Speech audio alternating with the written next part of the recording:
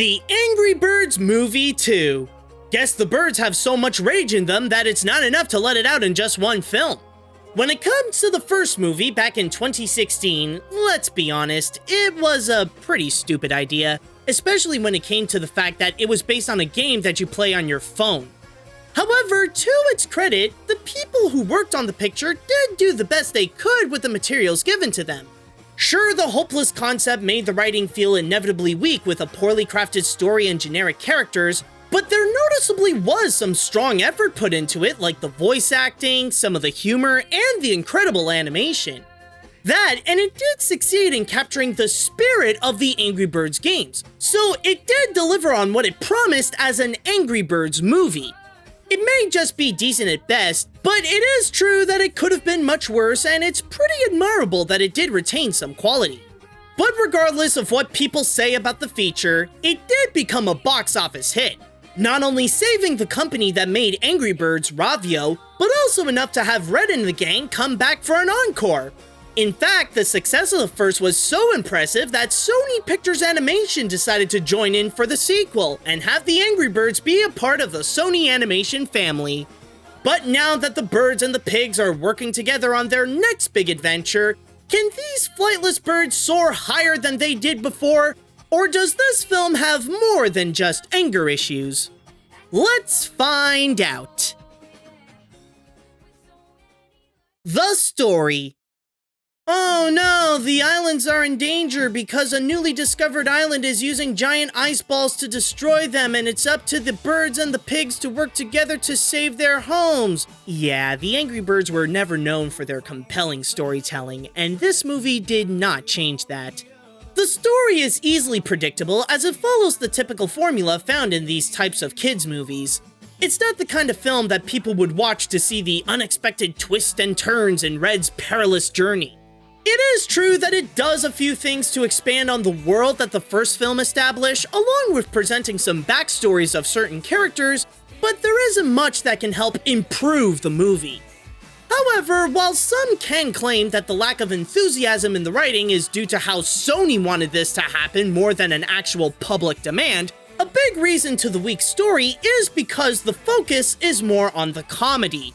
It's the kind of movie that wants to be funny than to actually tell an engaging story. In regards to that, it is very hit and miss. On one hand, the film throws in so many gags at the same speed as Chuck's that it is common when some of the jokes fall flat, along with the soundtrack being very dependent on pop songs like Baby Shark. Seriously, it's like the movie has to put up a pop song every 5 to 10 minutes. But on a positive note, as much as there are bad jokes, there are times when the feature can have some good jokes too, and when they are funny, they can get a good laugh. Have to get a team together. We're busting you out. Mom, you're still grounded! I'm an adult, Mom! In a way, the good gags can be credited with saving a bit of the movie. Some may go in thinking that an Angry Birds 2 is a waste of time. But because it is capable of having some funny moments, it makes the film worth sitting through to see what's next to give the viewer a good laugh. Sure, they might have to go through a bunch of duds, but when a joke hits, it makes the experience enjoyable. But even when it has some funny gags, it doesn't really hide that there isn't a lot of quality found in the story. The animation. If there is one thing to look forward to with the return of the Angry Birds on the big screen, it's to see what the animators can do more with the eccentric and vibrant animation. In the first movie, the visuals were the film's strongest elements, so much so that it's the best cartoony style animation that came from Sony. With the sequel, this tradition and high attention to quality thankfully continues. In fact, with the creator of The Marvelous Misadventures of Flapjack, Thorup Van Orman, taking the helm, it now has a stronger push to experiment more with its cartoon side. This is most prominent with the character animation, where the birds and pigs use a lot of squash and stretch, along with playing a lot to their unique abilities. This is why, in terms of the humor, a large chunk of it is based on visual slapstick. But like the comedy in the movie in general, they can be mixed where some can be funny while others are not. However, what makes this film's cartoony style stand strong is that it also has control. Whenever it wants to be over the top or comical, it's not as in your face or as desperate to be cartoony to the point of being unbearable. On top of having some moments where the characters are more casual and relaxed to give room for the movie to breathe. Outside of that, there are also plenty of other admirable features in the animation. This especially comes with the new addition of Eagle Island, where it gives the movie new effects to use both on its frigid exterior and the evil lab that's inside, and supplies some new designs with all the Eagle characters that are either the scientists or guarding the area. Okay, gang. Step one. We're gonna break in and deactivate the weapon. We look amazing! All right, you get started on the lockdown sequence. I'm gonna hit the John. Yes, sir. However, it does still hold on to some of its original components that made the first a feast for the eyes, like its vibrant color palette, the large amount of detail on the islands, and supplying a variety of designs to make each character unique and really give life to their islands like they're an actual habitable place. Some may say the Angry Birds movies aren't great, but they are great to look at. The characters. Oh, wow. It is such a pleasure to meet not you, but you! Yeah, coming back to the Angry Birds is a bit like that. There are some things that are great to see return, and others that bring back memories about what also makes them problematic. In the case of the characters, they brought in a whole lot of issues, but they can supply some good as well. Starting off with the main Angry Bird, Red, now that he found a purpose in life as a beloved hero of Bird Island, he fears of being abandoned and no longer needed anymore. This explains why throughout most of the picture, he behaves arrogantly and selfishly, where he's mostly taking action to maintain his hero status more than to help the inhabitants of the island, who can be quite mean-spirited to Red. Despite how everyone now looks up to him, he's still a bit of a jerk because everyone around him is also a jerk, so the tone can start off on the wrong foot.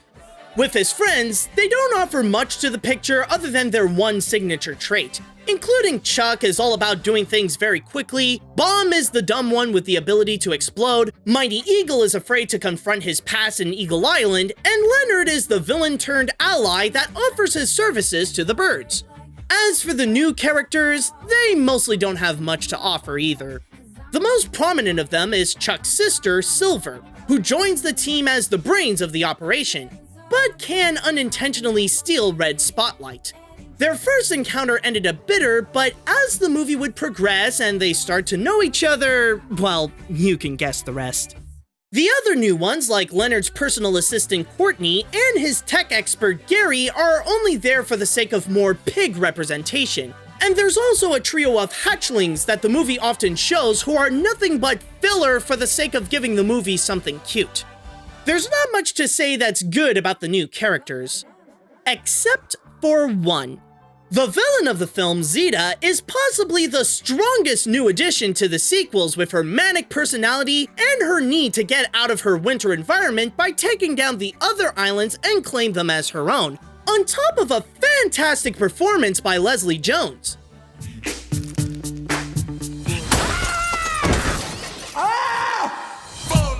I'm done living on this frozen, seal-infested island. In fact, that's another strong element from the first that also transitioned to the sequel. The characters can be enjoyable, but it's not from how they're written, but through the performance of the actors. It's noticeable how each one gave their all in order to make the most out of their respective personalities and give the movie a bit of a boost so that it's not just the animation that makes this a bit fun to watch. Conceptually, the characters can be a weak point to the feature, but in execution, at least the movie made the most out of them.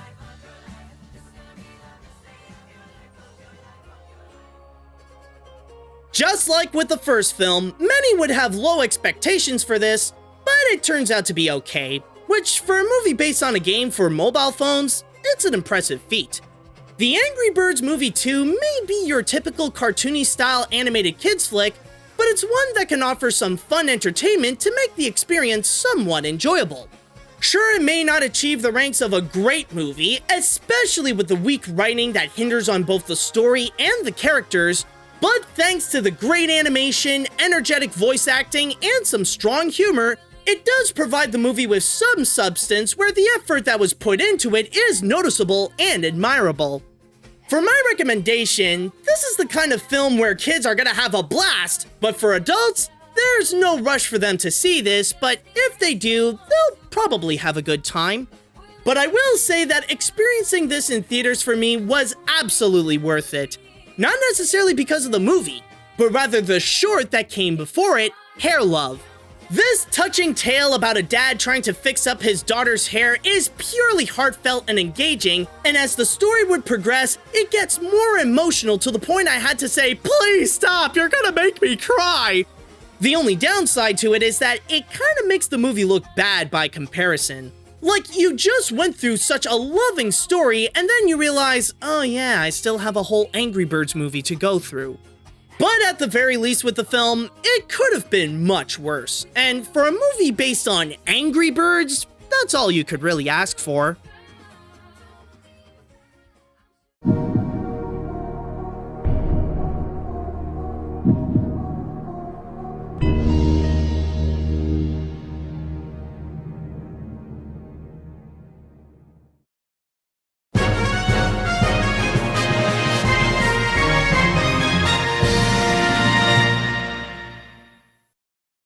This is gonna be the best day of your life, of your life, of your life. This is gonna be the best day of your life, of your life, of your life. This is gonna be the best day of your